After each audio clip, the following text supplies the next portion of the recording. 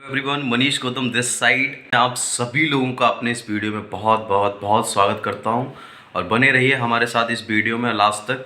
और आज बहुत इंटरेस्टिंग बातें आप लोगों के साथ शेयर करनी थी। दोस्तों, कभी कभी हमें ऐसा लगता है कि हम किसी ऑर्गेनाइजेशन में काम कर रहे होते हैं, हम कोई टीम वर्क में काम कर रहे होते हैं, फिर हम अपनी फैमिली में होते हैं। हम ऐसी जगह जहाँ पर हमें एक संगठन में काम करना पड़ता है और उस समय हमारे अंदर अगर ये ईगो आ जाता है कि ये काम सिर्फ मेरी वजह से चल रहा है, मैं अगर यहाँ नहीं रहूँगा तो मेरा काम नहीं होगा। तो दोस्तों, मैं आपको एक स्टोरी के माध्यम से, एक कहानी के माध्यम से ये बताना चाहता हूँ कि दुनिया में किसी इंसान के होने या ना होने से किसी को कोई फ़र्क नहीं पड़ता।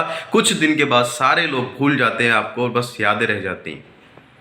एक गांव था और एक गांव में एक व्यक्ति था जो अकेला कमाने वाला था। उसके परिवार में 4 उसके लड़के थे और अकेली पत्नी थी, और ये एक कमाने वाला और 5 खाने वाले थे।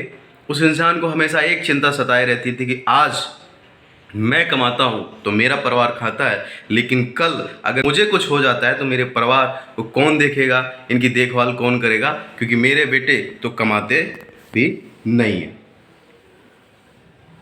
वो इस चिंता में बना रहता था और एक दिन गांव में रहने वाले एक बाबा ने उनसे पूछ लिया, एक बूढ़े आदमी ने उनसे पूछ लिया कि बेटा, मैं तुम्हारे चेहरे पर शिकन देखता हूँ, तुम बहुत परेशान रहते हो, तुम्हारी परेशानी की वजह क्या है, मुझे तुम्हारी परेशानी की वजह बताओ।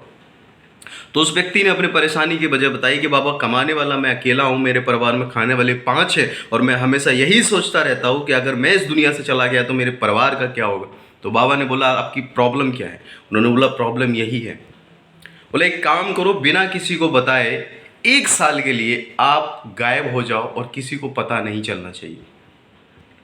उसने यही किया, बिना किसी को बताए 1 साल के लिए घर से बाहर चला गया और किसी को उसने बताया तक नहीं। 6 महीने तक लोगों ने उसको ढूंढा, पुलिस में रिपोर्ट की गई, पुलिस ने भी ढूंढा, लेकिन वो व्यक्ति नहीं मिला।